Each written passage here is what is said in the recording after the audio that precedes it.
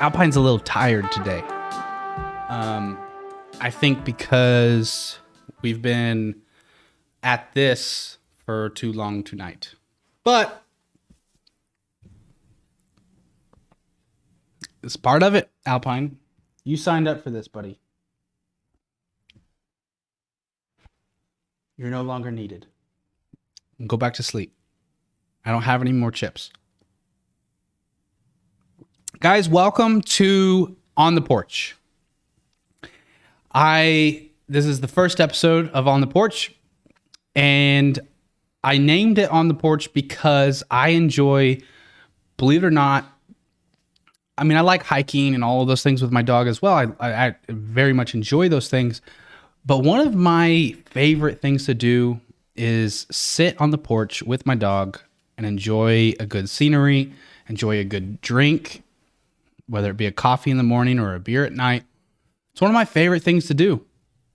And believe it or not, I work with a lot of clients who have dogs who aren't able to achieve just the simple task of sitting on the porch with their dog. Because whether the dog chases things or whether the dog is too rambunctious and won't settle down, or, you name the list of issues that could be, they often can't achieve that simple goal. So this podcast or show or whatever you want to call it is aimed at the dog owner. And hopefully I can give you guys advice that will lead you to be able to sit on the porch with your dog. So here we are on the porch in a room. So I want to start out every episode with a question of the day. And today's question is, when was the last time you owned a puppy? Do you own a puppy right now? And if it's been a while since you've owned the puppy, what are some things that you remember about owning your first puppy or your last puppy? And if you have a puppy right now, what are some things that are different that you remember from back when you owned your previous puppy? How is it different?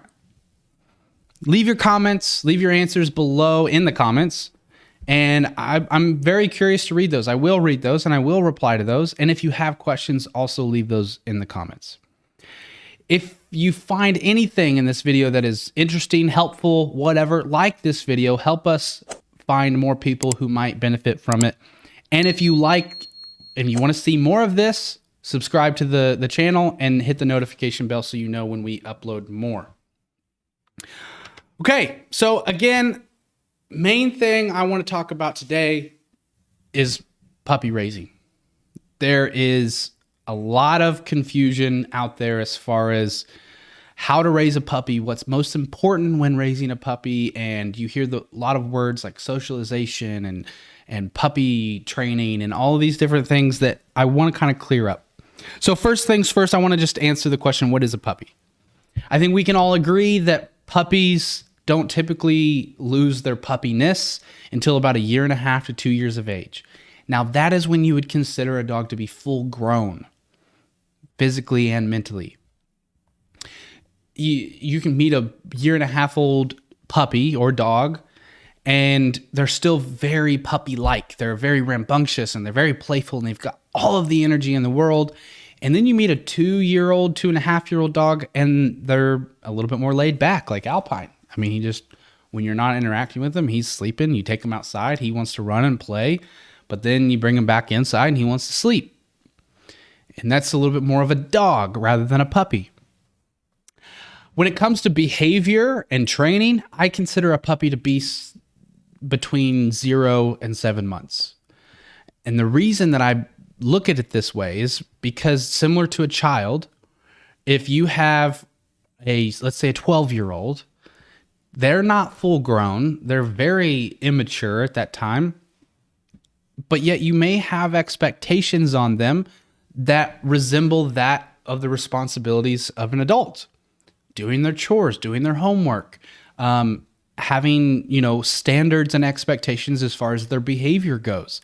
So similar to a child, I have higher expectations for 6-7 month old puppies. my expectations start to resemble that there of an adult dog, or what I would expect from an adult dog. However, because the dog's life is 10 plus years, we measure the puppy months in months, we often forget what owning and raising a puppy is like. And we sometimes forget how hard it was. And sometimes because we forget, that can kind of push us into getting a puppy in a time of our life that we're not really ready for a puppy. So, I run into a lot of clients often that say that. They say, I don't remember my last puppy being this way. I don't remember my puppies keeping me up all night. I don't remember the times that I have to take the puppy out to go potty. Now, that may be true. They may have not had to do that. Some people get lucky and they get a puppy who just picks up potty training like crazy. They get a puppy who alerts them to go potty, and a puppy who doesn't chew on things, and a puppy who's relatively calm and picks up on training very easily. And I was that lucky. At 14, I received a puppy for Christmas, and I got lucky. At 14, I had no idea what I was doing. It was not because my techniques were polished and I was some awesome 14-year-old dog trainer. I had no idea what I was doing at the time. No idea. But I had a puppy who ended up potty training very easily. I can't remember really having a whole lot of accidents at all. He didn't chew on things, and he only whined in the crate like the first couple nights that we had him, and it was done with. I mean, he was just an all-around great puppy to start out with at 14 years of age. I almost bet, with this being right after Christmas, that if you've received a puppy, if you're watching this and you just recently got a puppy, that you have been researching training advice and looking up tips and methods on how to train your dog and all of these things. And the majority of things that most likely come up are crate training for puppies, potty training for puppies, and puppy obedience. And a lot of people emphasize the obedience aspect of puppy training. And I don't really think that that's where we need to put our focus when we have these young 12, 14, 16-week-old puppies. We really need to be focusing more on some husbandry things. Because I hear the quote often that it's puppy behavior, they'll grow out of it. And I am here to tell you, I cannot think of a single situation in which that is true. If a puppy chews at a young age, and that behavior goes uncurbed, they're going to most likely chew when they're an adult dog as well. Now, I understand that at the teething months, you'll see a spike in chewing, and often people say, well, they're teething, so I get it, blah, blah, blah. I also get it. However, teething is not the only reason that dogs chew. It's a primal desire. It's an instinct. So a lot of people go to these puppy classes. They enroll their puppy and themselves into puppy obedience classes. And I don't blame them, because us trainers like to market those obedience classes. They market it as the first step to having a good dog and all these things. And then they focus on sits and downs and stays and things like that. And I've said this before, and even in my puppy classes, I say this. I can teach your 6, 7, 8, 9, 10-year-old dog how to sit, down, stay, come when called, place, all of those things. What I cannot teach your older dog is to not fear the world that it lives in. I cannot teach your older dog I can stop undesired behaviors, but it's much harder. It is much harder because they have years of practice, years of reinforcement on those behaviors. So these behaviors are not going to go away with age. Obedience is not the most important thing to focus on. It's these husbandry things. Now, one of the biggest things in which that we deal with is potty training. A second being crate training. Now, a lot of people don't crate their puppies, believe it or not. And some of you that are watching right now may be some of those people. And I always say I highly, highly encourage crate training. Even if you don't plan on crating your dog often, it's a handy thing to have when you do need it. I always use the example of, if and when I travel, I go to somebody else's house, I bring my dogs. Maybe those people don't want my dogs running around their house, and maybe they don't have a room that my dogs can specifically stay in untethered. Crates go up. My dogs go in the crates. If I stay in a hotel room, I'm not running the risk of my dogs chewing up and destroying the hotel room because it's a new place and lots of things to investigate and explore. They go in the crates. Also, I don't know when like cleaning ladies are coming in and things like that. That's really more so the reason. But my dogs are in the crates in a hotel room. So when you have those situations occur, it's very handy to have a dog who knows how to go into a crate. So this kind of brings us to the tip review. Every week I'm going to review a popular tip from the popular social media platforms, whether it be YouTube or TikTok or whatever. I'm going to review the most popular tips of the current week that we record the show. So let's take a look at one of the number one complaints I get from puppy owners and see how some other trainers would handle crate training.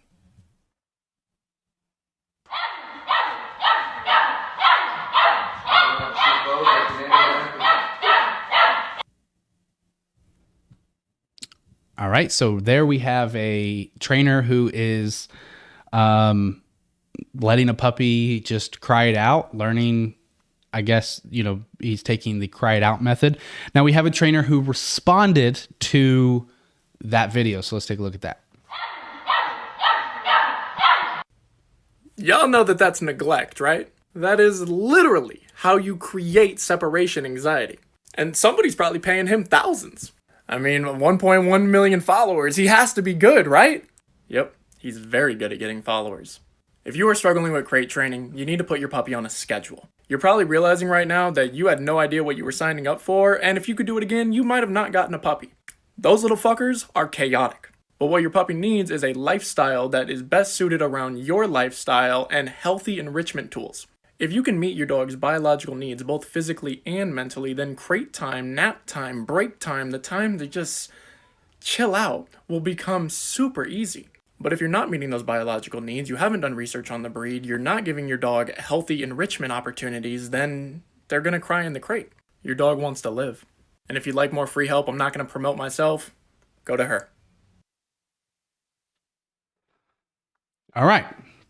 So we have kind of I think a feud going on here, possibly. The first trainer goes by the name of Gotta Train on TikTok, if you want to check him out, and come up with your own opinion. But based off of this video, I'm going to try to not be biased towards him or the other trainer based off of what I know about them prior, because Gotta Train has had some questionable videos in the past. But based off of this video alone, you hear a puppy whining in the background. You have him kind of smiling and dancing, indicating that he's not concerned about his puppy whining and that his puppy has to learn that it's okay to be alone. Then we have the next trainer comes in and says he goes by a pet teacher on TikTok, and he makes an accusation of neglect. He says, that's neglect, right? Well, if it's neglect, well, let's put it this way. The trainer is not directly neglecting the dog in the sense of needs that the dog desires or needs, like food and water and other types of needs, shelter and all those types of things. So I wouldn't necessarily say it's neglect. I'd say that it's a technique called the cry it out method, also known as an extinction event. He is taking a behavior like whining in the crate, and he's trying to teach the dog that whining does not work by allowing it to not work. Now, it is a method that I use on occasion under specific circumstances. Here is the issue with this technique, in my opinion. If your house is designed in a way in which the common traffic in your house is directed towards wherever your puppy's crate is at, then you simply walking, let's say, to the laundry room to do laundry requires you to walk by the room where the dog's crate is at, and the puppy is whining the whole time, then you simply trying to get to the laundry room is reinforcing that behavior. Because puppy whines and cries, and then they hear footsteps getting closer, and they know that footsteps could mean that someone's coming to get them out. So if you have a situation like that, it's not a good method because you unintentionally reinforce the behavior. However, we have an accusation of neglect in this situation. He also says this is how you create. It's literally how you create separation anxiety. I have some issues with that. I actually use this technique to combat separation anxiety, and I'm very successful at it. Again, I teach a dog who has separation anxiety that they are okay alone by giving them the experience of being okay alone. It is as simple as that. The only way that you're able to teach them, you can't talk to the dog. You can't say, hey, buddy, you're going to be okay. I promise. I'm going to be back in just a moment. You simply have to leave them alone for them to learn that they are okay alone. How do they learn that? Through the process of repetition. Well, I've been alone several times now. I've been restricted of being able to harm myself or harm anything else around me through the process of proper crates, and I've been fine. Now, we'll get into how that's only a fraction of the process, but you have a struggling puppy, putting it on a routine? Yes, absolutely. As the trainer mentioned, putting it on a routine is a very good technique. He also says making sure that you meet all of your puppy's needs is going to make crate training a breeze. I disagree with that. I agree that you need to meet all of your puppy's needs before you crate them for any length of time. You cannot put your puppy in the crate when it is hungry, thirsty, needs to go to the bathroom, hasn't had mental or physical exercise, and then expect it to be okay in the crate. It's not going to work. However, meeting those dogs' needs is not going to also fix your dog who doesn't do well in the crate. You can very easily meet all of your dog's needs and still have a dog who doesn't do well in the crate. So I agree. Again, yes, meet all of your dog's needs before you put them in the crate.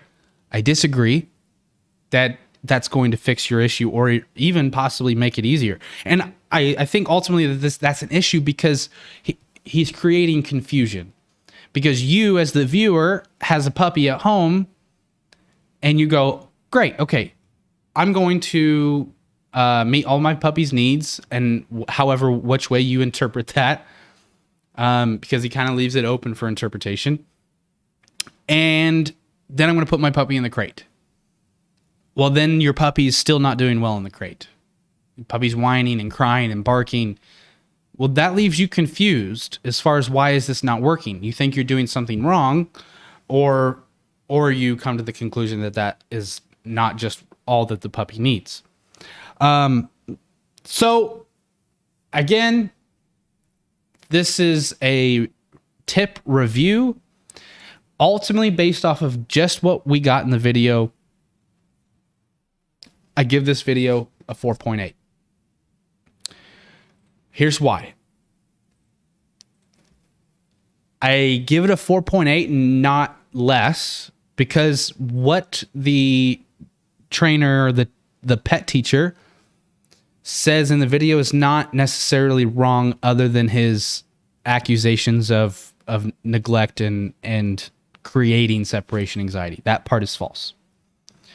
But what he says about creating a routine and a schedule and making sure that you meet all of your puppy's needs, food, water, potty, physical and mental exercise, mental stimulation, all true. I totally agree. So that part is not wrong. But he leaves it open for the issue of you trying that and doing that and also failing. So that's why I give him a 4.8. He's a little disingenuous on his advice. He gives no actual tangible advice, so it's kind of a bad video to review in the first place because he only gives kind of very vague advice. There's not really anything there tangible for you to put into practice unless you know what he's talking about when he says physical exercise, mental stimulation, and all the puppy's needs. Because a lot of people think physical exercise, let me take my dog on a run or my puppy on a run. Puppies shouldn't be running. Puppies shouldn't be walking long distances. So that kind of creates issues. And then I think false claims about causing separation anxiety. Again, I use that method as one of many to combat separation anxiety. The accusation of neglect and abuse, I have issue with it. And I will get into this at some point in some episode, but we don't need that garbage. We don't need that garbage of the accusations of abuse and neglect. It is a method that is being used by many, many, many trainers. It is not just this guy's method. The Gotta Train guy. It is not his method that he created. This is used by a lot of people and successfully. I just spoke with a trainer, a colleague of mine, who was saying how he had a client who called on day one and said, hey, this whole waiting it out thing is not working. And he said, give me 24 more hours. And she called back in 24 hours and she said, okay, it worked. Dog's going right into the crate and sleeping immediately when it gets in there. Because they went through the process, and he said, just trust the process. That dog does not have separation anxiety today. So ultimately, I give it a 4.8. Now, that wraps up the review. However, there was a little piece at the end that I had to do some investigative reporting on. And so at the end of the video, he suggests that we go to Kiko Pup, I think it's pronounced, on YouTube. So I did. And so because we were discussing crate training and puppies, I found Kiko Pup's video on crate training. And because I'm not reviewing this video, I'm just going to give you the brief cliff notes on it. Because him suggesting to go check her out is kind of part of his advice. So it kind of mixes in. Follow along. So she goes through a process of setting up the video, and then she has steps to follow for crate training. So I'm going to walk you through those steps, which is kind of the chunk of her video right now. So step 1 is reinforce a settle and calmness around food. Okay, so this is where she kind of the puppy is remaining calm, and she just gives the puppy a treat for being calm. And what she's trying to do is create a scenario in which that she can present food to the puppy and he doesn't get all crazy and wild. Great technique. Cool. She mentions that this can take up to several days. A couple of days is what she says, actually. All right, so we got a couple of days, 2 days that step 1 could take. Step 2, teach the dog to go to his bed and go in his crate. So the first part of step 2 is teach your dog how to go onto its bed. From experience, I can tell you that can take a couple days. So now we're at 4 days. Then put the bed in the crate and have your puppy go into the crate and get on the bed. Let's say that takes 1 day. Because nothing in dog training is fast, and we're chaining some things here, so we're up to 5 days. So now we're at step 3. Add duration while next to the pen or crate. So this is just hanging out next to the crate, rewarding the dog for remaining calm inside the crate, adding time over time. Sit with your dog and nearby its crate, in or nearby its crate, while you read a book, waiting for your dog to get calm. So she mentions reading a book or scrolling on your phone or whatever, something to occupy you at that time while you wait for your puppy to get calm if it doesn't naturally get calm when it gets in its crate. Calmly feed your dog the treat. She mentions that you don't want to like, oh, good job, very good, because that'll get the puppy excited. Totally agree. Great advice. Here's where I lose her. If the puppy whines and barks when you walk away, now these are my words, not hers, but this is how I interpret it. Just don't walk away. So she gives the advice that if you can't walk away because your puppy whines or barks, then just get close to the pen and keep dropping food over the pen when the puppy gets calm. Now, back to our tip review. If I had to say, if I wanted to train separation anxiety, this is probably how I would do it. Let a puppy whine and freak out and say, oh my gosh, I don't want to be left alone, and then return back to the puppy and give them food for barking and crying and whining. That's literally, to use his words, how you create separation anxiety. Step number 4, add movement away from the enclosure. Move slowly and calmly while you're near the crate and reward calm behavior. So there's a lot of rewarding of calm behavior going on in all these steps. And you're just increasing the criteria of what the puppy can handle, adding time and then adding your movement, moving away, increasing that amount of time. Slowly increase the distance you take and the distractions you provide. So distractions at this time are like sitting down, touching doorknobs, very minimal distractions, just like normal things that you would do in your home. Not like bouncing a ball and all these kind of things that would get the puppy excited intentionally, but just like your normal everyday things. And then interrupt unwanted behavior by luring the dog into a desired behavior. So just kind of redirecting the puppy into something else. Step number 5, alone time. So first, before you leave your puppy alone, you need to make sure your pen is safe. Totally agree. Anytime your dog starts to get sleepy, encourage them to get into their pen. So the only time that we're going to work on the puppy being alone is when the puppy gets sleepy, and you're going to put the puppy in the crate. When you identify that the puppy is sleepy. Sit with them until they fall asleep. So don't worry about cooking dinner. Don't worry about doing the dishes that night. Don't worry about putting your kids to bed or anything like that, because you need to be sitting with your puppy until they fall asleep. And depending on the puppy that you have, you simply sitting with them could cause them to not go to sleep, especially when you just pick them up and move them into their crate when they were getting sleepy. When they wake, go calmly and let them out of their crate. So you better be watching them. You better be eyes on, because if they wake up and you don't notice it and they start whining and crying, mission failed. All right. So those are the 5 steps of her video. I want to start by saying I ultimately agree with everything that's in that video, with the few exceptions of the things that you could probably tell that I was not a fan of based off of the tone of my voice. But I do all of that.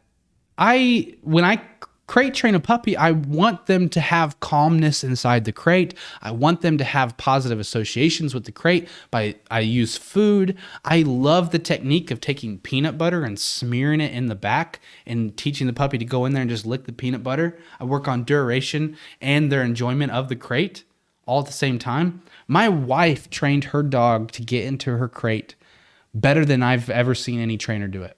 And you know how she did it? Every single night, she got a Kong toy filled with peanut butter. Every single night. The only place that she was ever allowed to have that peanut butter Kong was in her crate. So my wife would go to the kitchen, get the Kong out of the washing machine. And as soon as the dog would see that Kong, bam, to her bed, in the crate, waiting for it. And so my wife then just turned it into a command, go to your bed. She would get into her crate. And that dog still to this day, you say, all right, go to your bed. She goes there and calmly waits for a long time because she's waiting for that anticipation of, I might get my Kong toy if I go in here. And then you vary that, and now you have a dog who is very beautifully crate trained. That was before I met her, by the way. I did not teach her how to do that. I met her with the dog already crate trained, so good job. All right, but I have two main issues with the video. First issue is the steps and procedures that this trainer would have you go through.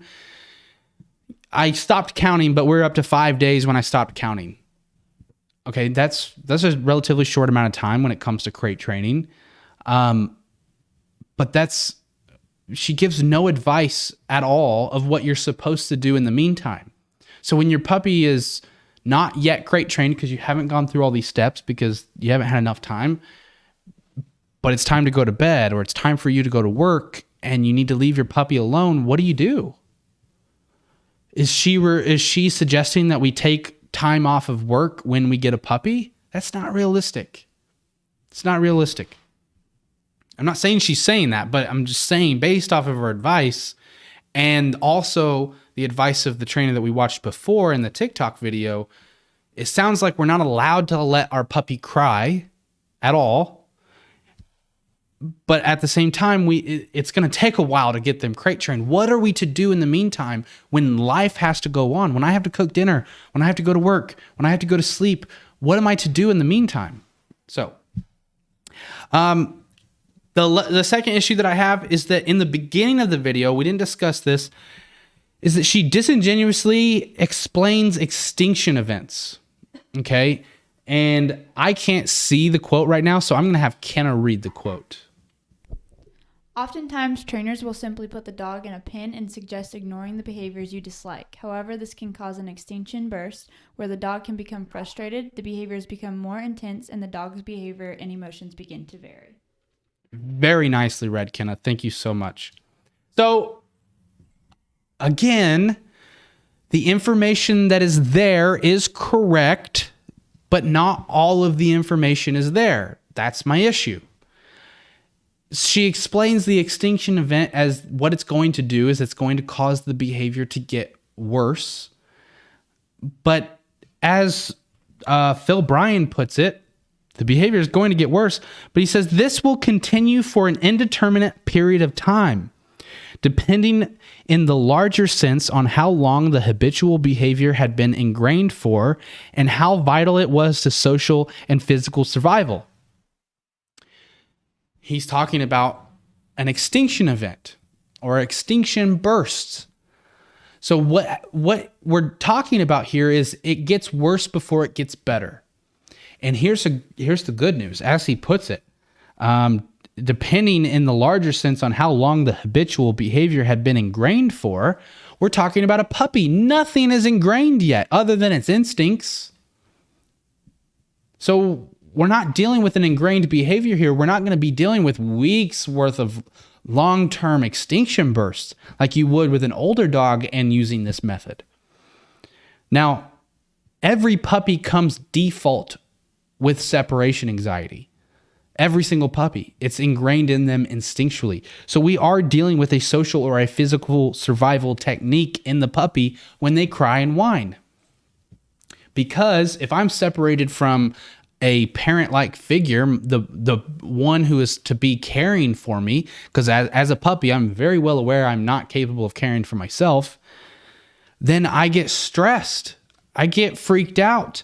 And in the wild or on my own, my instincts tell me that if I get separated from that individual, I am to cry and whine so that it is easier for them to locate me. My fear of possible threats in my environment, other predators, is outweighed by my desire to get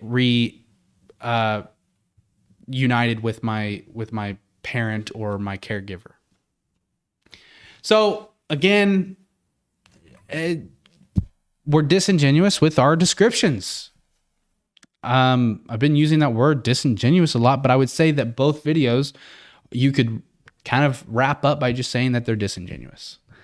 The information that they provide, yes, is good, other than the accusation of abuse, but it's just not all of the information. They conveniently leave out the parts that they don't want you to do because it disagrees with their ideology.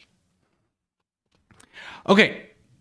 So what have we learned with this, all of this nonsense? I would say, well, one big takeaway is that there's no one good method, meaning that if the cried out method works for you, great. If it doesn't seem to be working for you, let's move on to a different method. Second takeaway, use what method works. If you follow the video that we provided with Kiko Pup and you follow that to a T and it works for you, great. That's awesome. I'm not saying that that's not going to work for some, but to say that that is the way, that is the one method to do, and it's going to work for you is not right. Third takeaway, advice may be incomplete or incorrect. And that's obviously a given about any advice that you get. But I remember back before I became a trainer and I was kind of researching training advice, I kind of just assumed that the people who claimed to be the professionals were the professionals. And also, it never occurred to me that there was ideology in dog training. And some of you viewing this who are not dog trainers and are not in the culture of dog training, you may not be aware that there is a culture war in dog training, that there are ideologies at war within the dog training community. I think it's ridiculous, and I know that I'm participating in part of it, but I really wish that there were bridges gapped. But that's one thing you have to keep in mind, is that advice that you get in dog training very easily also could be politicized. So I can't leave you with just my criticism of other trainers. I'm going to give you my general advice. And I say general because right now I am working on an entire puppy series that will cover as much as I can possibly cover in multiple videos of how to raise a puppy. But my general advice that is geared towards the topic of today that I'm going to give you is 4 main pieces of advice. First is prevention and management. Second is ensure you are meeting all of your puppy's needs. Second is keep a treat bag on you at all times. And the third is structured isolation at a young age is crucial. So let's break these down a little bit. Prevention and management, 2 strategies that basically sum up the entirety of puppy raising. How we get this done is setting a good routine and schedule for your puppy is how you manage your puppy's behavior. If your puppy falls into a routine at a young age, I mean, most of the work is done. 90% of the work is done if your puppy has a routine. Because if you give your puppy something to do at every waking moment, and I know it sounds like I just gave you a huge task, but it's actually not that hard, and you'll learn that from my puppy series. Then they're expecting to do something else that is engaging at the end of the thing that they just completed. So they're not out looking for ways to entertain themselves, which turns into chewing and things like that. So routine is huge, and schedules are huge for puppies. Having a leash on your puppy at all times. Let me say it again. At all times, have a leash on your puppy. That's indoors and outdoors, people. I know a lot of people look at me in a lot of weird ways when I say that. Some people are shocked. Some people they go down with the eyebrows. Some people go up with the eyebrows. I can't tell you how beneficial that is just having a leash on your dog. your timing is much better.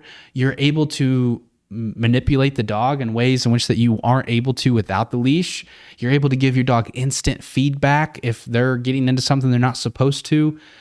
It's just a game changer. And I mean, you can talk to any of my clients who takes my advice on that they at one point were the eyebrow people, giving me either big eyebrows or scrunched eyebrows.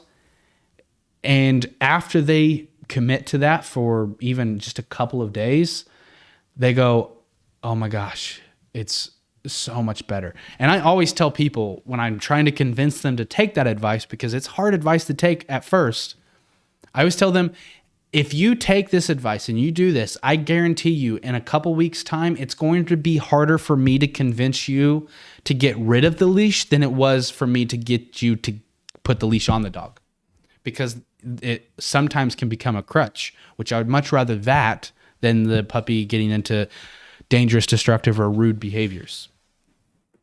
So the second tip, ensure that you are meeting all of your puppy's needs. I mean, the pet teacher said it. Making sure that your dog has been properly pottied, making sure that they've eaten, make sure that they've been physically exercised, make sure that they've been mentally exercised, and I mean, with that schedule, bam, done. So let's talk about what physical exercise should look like for a puppy. This is just play. Just play and exploration, which exploration also falls into mental stimulation. So when you take your puppy on a walk, we're not going around the block at this moment in time. And when I say moment in time, I'm talking about like 8, 10, 12 weeks.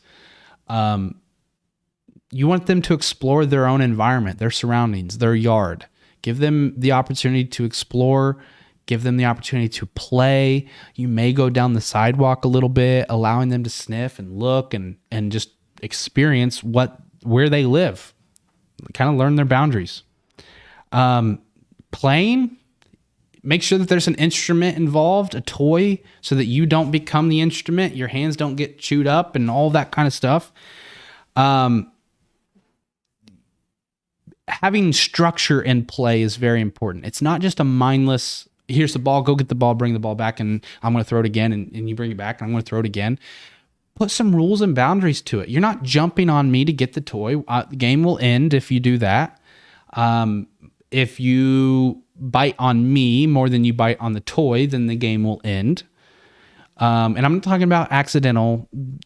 Puppies are not very, it's like asking a child to like throw a ball accurately. They're not capable of it. So I'm not talking about accidentals. I'm talking about when the puppy actually enjoys chewing on your shoelaces more than it does the tug toy. Game needs to end. So have rules and boundaries to your structure or to your play. Training can be physical exercise and mental exercise. Puzzle toys, mental exercise. Feed your dog in a puzzle. Don't feed them in a bowl. I am going to start right here, right now, anti-bowl campaigns.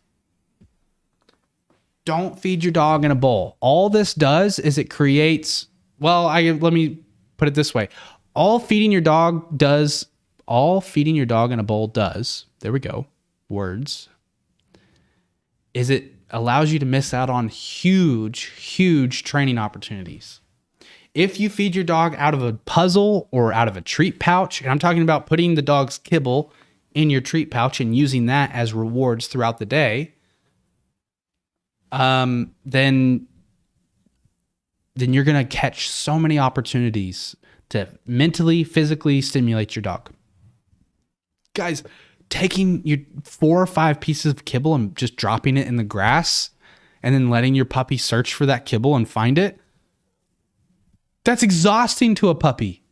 Exhausting. And they also love it. It's a game. They learn how to use their nose and they're successful at using their nose. Anyways, there's a lot of things. And I do have a puppy series coming soon that you guys will be able to check out. Next thing I kind of already touched on a little bit. Keep a treat bag on you at all times in order to not miss opportunities to reward good behavior.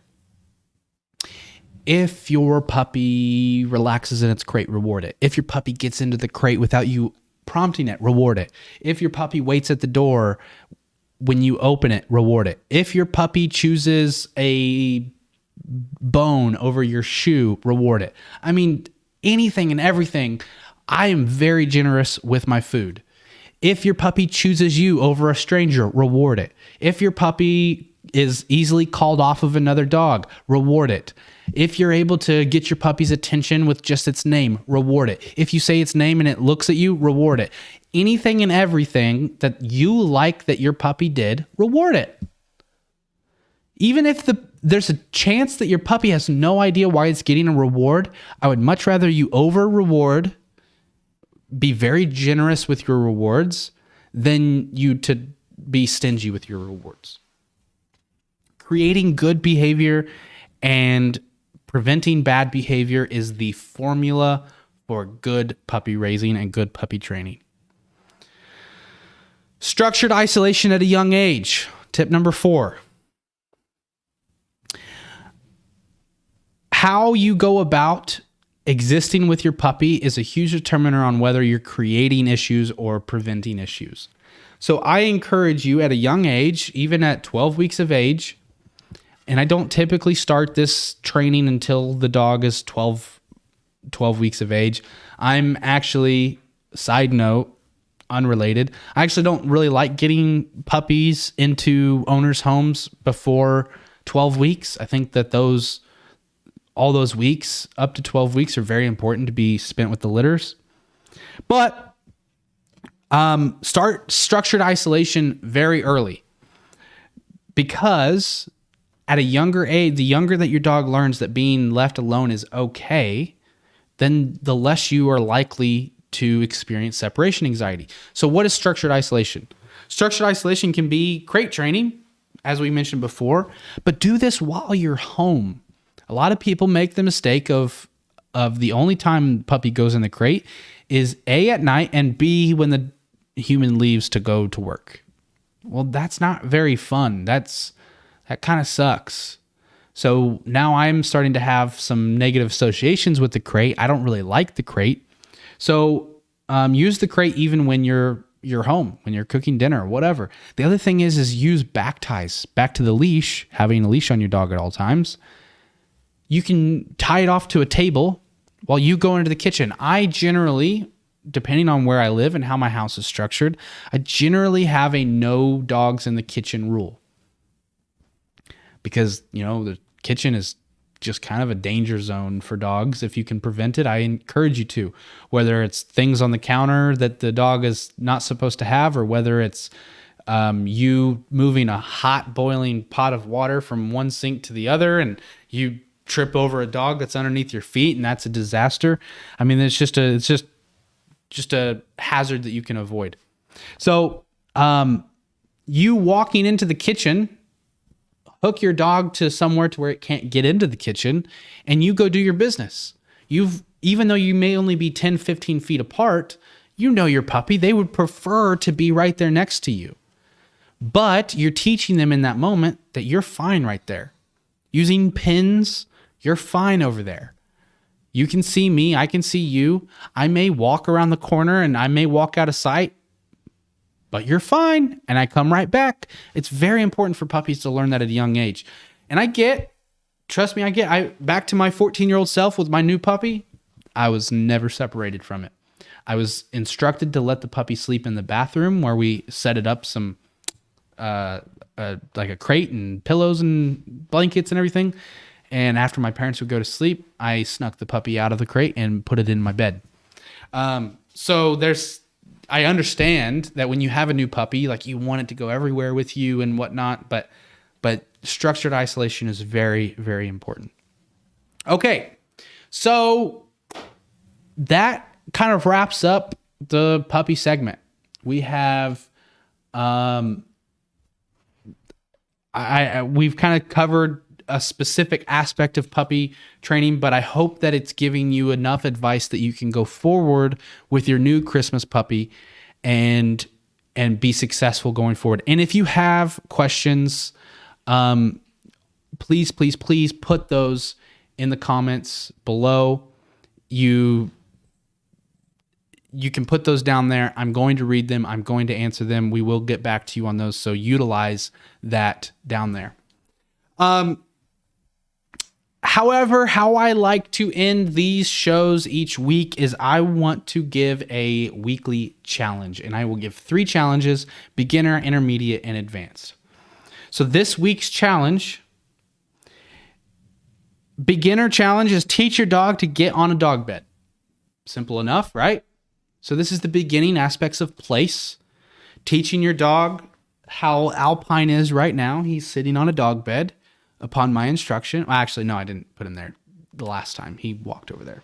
But teaching your puppy how to get up onto a place on command. Again, this can be a dog bed. It can be a mat. It can be a couch cushion. It can be whatever you want it to be. All you're going to do is you're going to put the bed on the couch, on the floor, and then you're going to drop a treat on that mat or cot.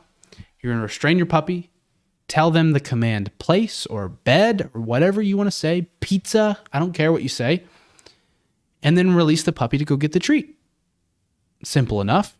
Have them do that 10, 15 times, maybe over the course of 2 training sessions, and then do it without the treat.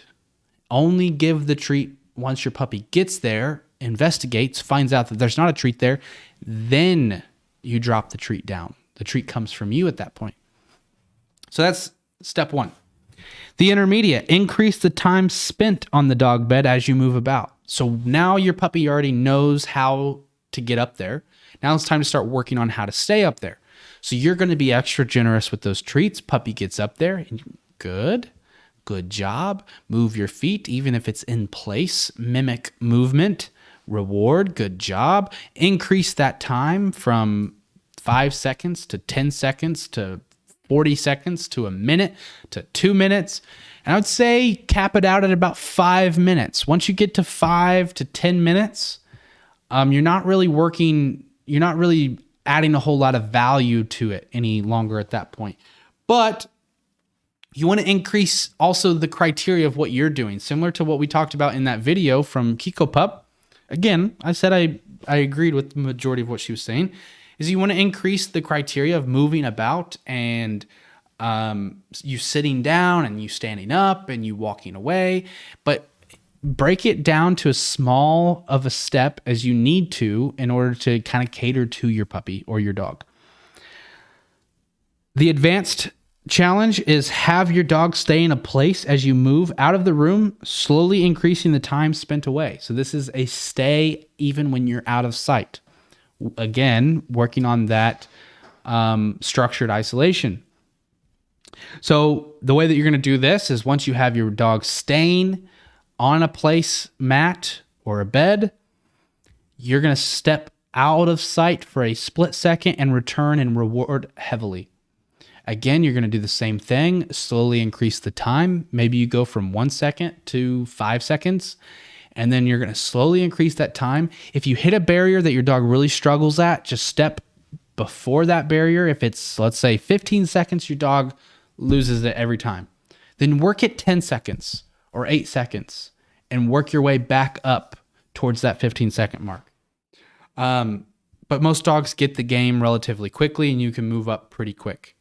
So if you have any questions about the challenge, you can let me know, same place in the comments. And if you would like to send us those videos, which we would highly appreciate it, send us some videos of you working on these challenges via Facebook at White Dog Academy on Facebook. Send it to us. We would love to see these videos. And if you're struggling, we're more than happy to help you out with that. All right, guys and gals, that kind of wraps up the show.